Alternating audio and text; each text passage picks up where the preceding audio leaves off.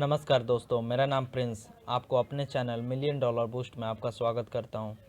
आज हम बात करेंगे स्टेट बैंक ऑफ इंडिया के बारे में, जो भारत का नंबर 1 पीएसयू बैंक है। अगर हम पीएसयू बैंक की बात करें तो आप जानकर हैरान रह जाएंगे कि अभी कितना अंडर वैल्यूड है।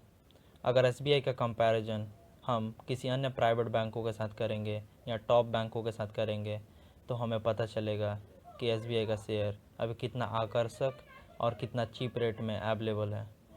सो इन्वेस्टमेंट के लिए हमें किन बातों को ध्यान में रखना चाहिए in order to invest in State Bank of India.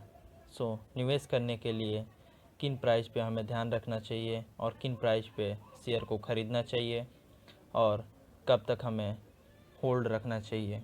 अगर आप पहले से स्टेट बैंक ऑफ इंडिया के शेयर को ख़रीद के रखे हैं तो क्या आपको रखना चाहिए कि आपको सेल कर देना चाहिए। इन सभी बातों पे हम लोग चर्चा करेंगे और इन बातों पे भी ध्यान रखेंगे कि क्या स्टेट बैंक ऑफ इंडिया आपके पैसे को 3 गुना कर सकता है कि नहीं आने वाले 1.5 सालों में। अगर आप फुल एनालिसिस और फंडामेंटल फिनेंशियल को भी देखना चाहते हैं और टेक्निकल एनालिसिस को भी देखना चाहते हैं तो वीडियो के अंत तक बने रहे। तो चलते हैं स्टेट बैंक ऑफ इंडिया के फिनेंशियल्स पे नज़र डालते हैं। स्टेट बैंक ऑफ इंडिया, इसका मार्केट कैपिटल 1,34,628 करोड़ है। इसका करंट प्राइस 160 रुपये 30 पैसे है। इसका 52 वीक हाई 373 रुपये 80 पैसे है और इसका 52 वीक लो 149 रुपये 45 पैसे। अगर इसका बुक वैल्यू देखें तो 262 रुपये 75 पैसे हैं। इसका पीई देखें जो कि बहुत ही सस्ता रेट में अवेलेबल है 11.06। इसका आरओसी देखें तो 4.66% है और इसका आरओई देखें तो 1% है।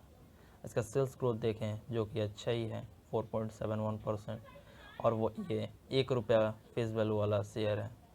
और चेंज इन प्रमोटर होल्डिंग देखें तो 0.25% आने वाला क्वार्टर में हुई है। इसका प्रमोटर होल्डिंग देखें 57.63% जो कि गवर्नमेंट ऑफ इंडिया ओन करती है। और percentage of pledge promoter holding देखें और गिरवी रखी शेयर की समस्या देखें तो 0% है। प्राइस टू अर्निंग देखें तो 11.06 जो कि 150 रुपये वाले शेयर के लिए बहुत ही शानदार है। और इसका पी इंटू पी देखें तो 6.30 है। इसका प्राइस टू बुक वैल्यू देखें तो 0.57, जितना इसका बुक वैल्यू है उसका 0.57 है। और अगर टोटल एसेट्स देखें तो 38,88,463 करोड़ है, जिसका मार्केट कैपिटल 1,34,628 करोड़ है, जो कि ये 25 गुना से भी ज़्यादा इसका टोटल एसेट्स। कारोबार को देखने के लिए हम लोग एनएससी के वेबसाइट पे आ चुके हैं और एनएससी की वेबसाइट पे हम स्टेट बैंक ऑफ इंडिया के कारोबार को देखेंगे।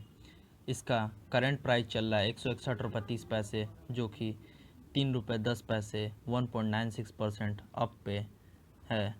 और इसका प्रीवियस क्लोज देखेंगे तो 158 रुपये 20 पैसे और ओपन हुआ था 156 रुपये 10 पैसे और इसका हाई बना था 161 रुपये 90 पैसे और इसका लो बना था 155 रुपये 20 पैसे और ये आज क्लोज हुआ है 161 रुपये 30 पैसे जो कि आज का करंट प्राइस है।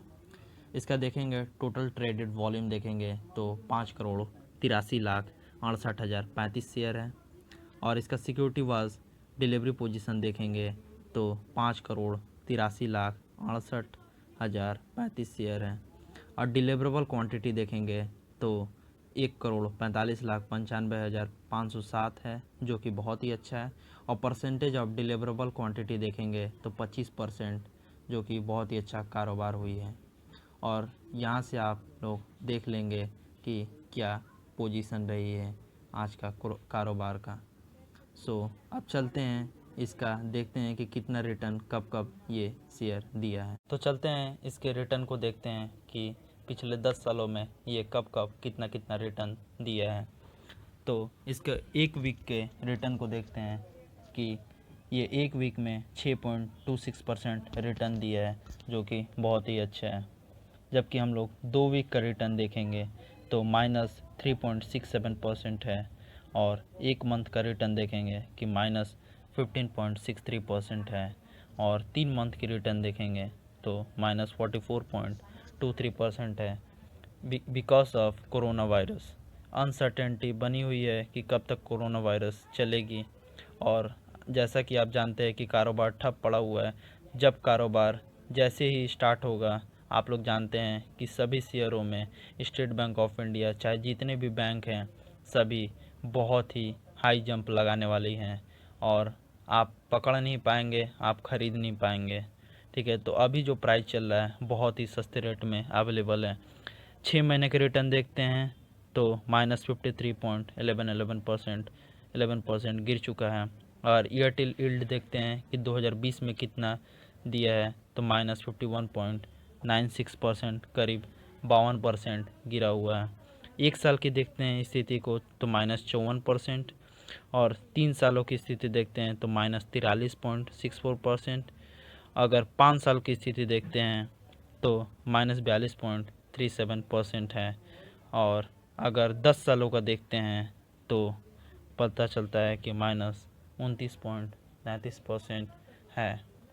और अगर आप अभी निवेश करेंगे तो आपको 1.5 सालों में आपका पैसा 3 गुना होना निश्चित है, क्योंकि अभी स्टेट बैंक ऑफ इंडिया का ग्रोथ अभी बहुत बाकी है। क्योंकि अगर देश का जीडीपी बढ़ेगा, देश का ग्रोथ आने वाले समय में होगा तो स्टेट बैंक ऑफ इंडिया को बढ़ना ही होगा। क्योंकि अगर देश के बैंक अगर बड़े नहीं होंगे तो देश का विकास नहीं होगा, देश का जीडीपी का साइज भी बड़ा नहीं होगा। तो चलते हैं शेयर होल्डिंग पैटर्न को देखने।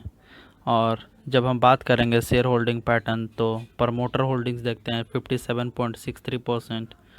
और म्यूचुअल फंड की होल्डिंग्स देखते हैं 13.62%। डोमेस्टिक इंस्टीट्यूशनल होल्डिंग्स देखते हैं तो 24.55%। और फॉरेन इंस्टीट्यूशनल होल्डिंग्स देखते हैं तो 9.58% एंड अदर पार्टीज 8.23%। ये मार्च का 2020 का लेटेस्ट शेयर होल्डिंग पैटर्न है, जिसको प्रमोटर है गवर्नमेंट ऑफ इंडिया, जो होल्ड करती 57.63% share of state Bank of India. अब आते हैं फिनांशियल के ऊपर।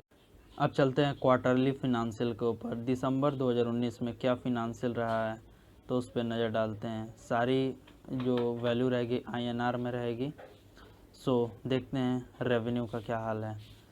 दिसंबर में रेवेन्यू है 472.19 बिलियन, जो ईयर ऑन ईयर ग्रोथ हुआ है 23.92% का इंक्रीमेंट हुआ है।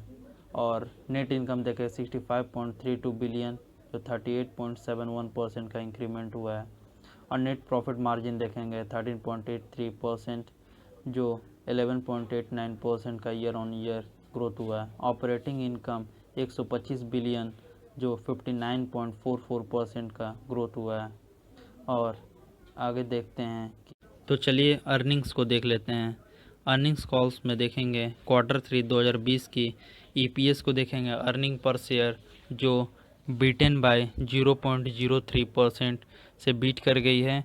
और एक्सपेक्टेड थी अर्निंग पर शेयर जो 6.26 और रिपोर्टेड जो हुई है 6.26 और सरप्राइज़ हुआ है 0.03%। और रेवेन्यू देखेंगे तो 359.41 बिलियन इंडियन रुपी, जो रिपोर्टेड हुई है 368.85 बिलियन इंडियन रुपी, जो सरप्राइज़ हुए 2.62% का इंक्रीमेंट हुआ है, जिसको देखकर अर्निंग पर शेयर में इंक्रीमेंट दिख रहा है।